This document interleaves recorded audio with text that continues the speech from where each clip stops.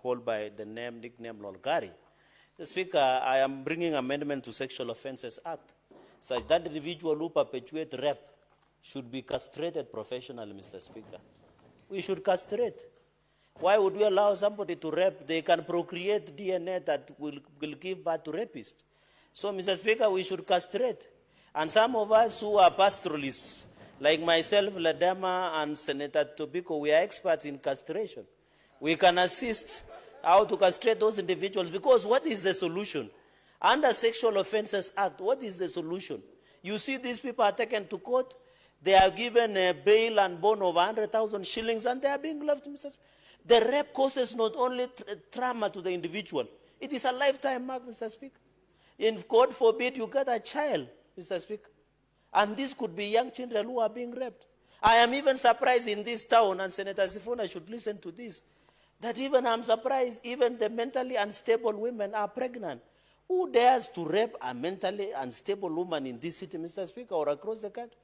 If that person is an animal. Because if they cannot request or who a woman or anyway a girl, Mr. Speaker, then that person is an animal. Because we have reason. You can sit with a girl, take her on a coffee date and convince her otherwise, Mr. Speaker. So I want to appeal, I'll be bringing number 2, Mr. Speaker, in my proposal. Are you saying that animals do rape? I'm not saying animals do rape, but I'm saying animalistic behavior. You know, when animals are on hit, they just do the needful, Mr. Speaker. I don't want to say much because you have visitors. Another proposal on Sexual Offences Act I want to propose is we must put trackers to these pedophiles and rapists, like the way they do it in Europe and America, Mr. Speaker. So that when a rapist and a pedophile person comes around, there is a signal. Council wants to inform you, you know, you are senior. Senior counsel today, the way he's smiling, I can agree. Mr. Speaker, I just wanted to inform the good Senator of Nandi. He's made a very good statement, and we should not tolerate rapists. But, Mr. Speaker, I want him to consider advising our young girls to remain pure and not to tell them that if they are approached and lured, then they should have sex before marriage. We should encourage our young girls to remain pure and not to give in to sex advances till they find their spouses. Thank you, Mr. Speaker. Mr. Speaker, I agree with Senator Okongo Mugeni. He has spoken like an Adventist elder. And think Sabbath, that is a good sermon for Sabbath. We are called them to be pure. Mr. Speaker, the second proposal is that we need to put trackers to these rapists, the way we have done with pedophiles in America and other countries, so that when they come around schools or come around, it should be tracked. There should be a signal, Mr. Speaker, so that we can prevent these rapist cases. And I want to challenge DCI, if these cases of abductions are happening, and they know, it is hard to look for one person, one rapist that is causing havoc, that has raped 8 women in Kajiado. It is very unfortunate. What DCI, and we give them money. DCI, must be called out and the police to ensure they track these rapists, Mr. Speaker. We don't want our women and girls to live in fear when they are going to school or they are. Finally, Mr. Speaker, on the issue of doctors, I want to say, I brought a statement about the KNH the other day. Now we have this doctor who committed suicide. I think we need to agree.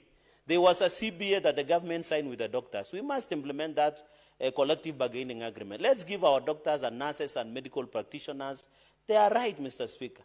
The reason they are committing suicide is because of harsh working environment, Mr. Speaker, where there is no gloves, there is no protection gear, PPEs, Mr. Speaker, there is no good remuneration.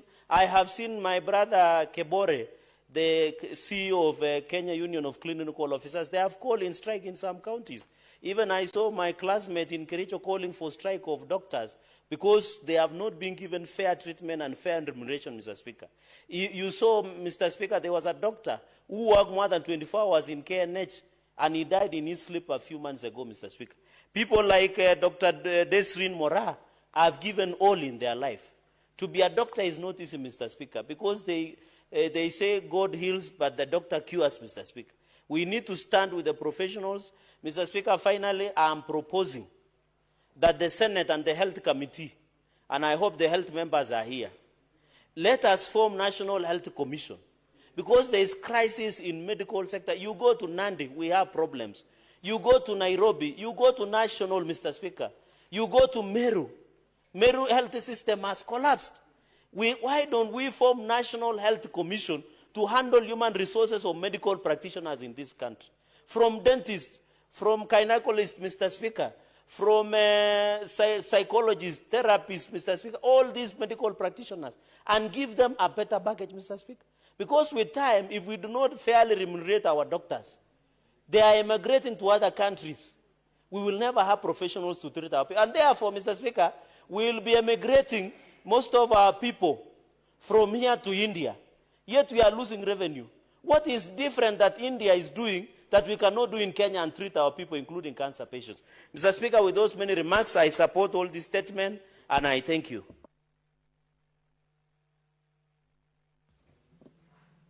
Next, Senator Ososi.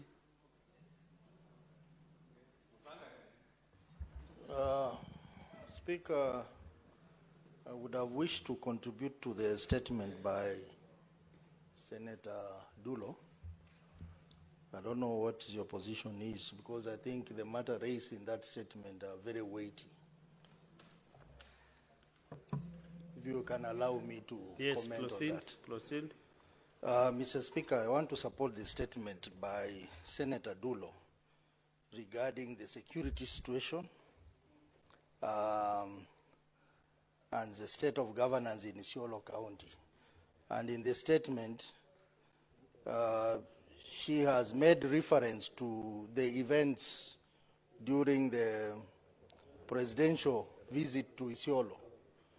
And in the statement, Mr. Speaker, you can clearly see there was some governance issues related to the planning of that event and the incidences that happened, which were not very good incidences to happen in a presidential event.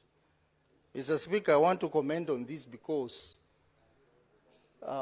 nearly 3 weeks ago, we had a similar incident in my county, Vihiga County, where the presidential visit happened at a place called Luanda.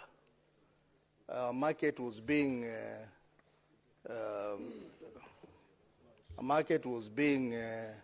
constructed, and a day before the presidential visit, some people descended on the market stalls, demolished them.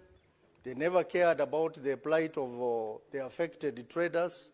And the next day, the president came there to launch the market. Mr. Speaker, it was very nasty because there was too much heckling. They even heckled the governor of Vihiga County and other people, other members of parliament there. I think this is a matter that we need to take seriously because the office of the head of state is an office of honor, is an office that must be respected.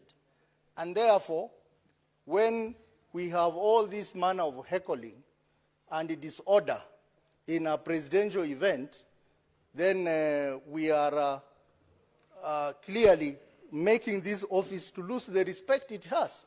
And Mr. Speaker, I must dare to say that the security officers were well aware of what was going to happen. They never took any action. There was no protocol in that meeting.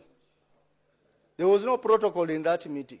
So I think this is a matter, the incoming committee of security, where my good friend Ojenda wants to be the chair, must seize this opportunity and investigate all these incidences, not just in Isiolo, even Vihiga County. We have never had a scenario where a president is in an event where there is chaos, there is disorder, there is heckling. It never happened under Moi. It never happened under Kibaki. It never happened under Uhuru, but it's happening under William Ruto. It is because the question is why. The committee must investigate that. They must investigate that and tell us what is happening.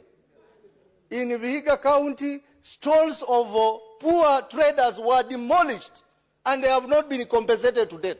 Just because the president is coming the next day to launch a market. They had all the time to plan.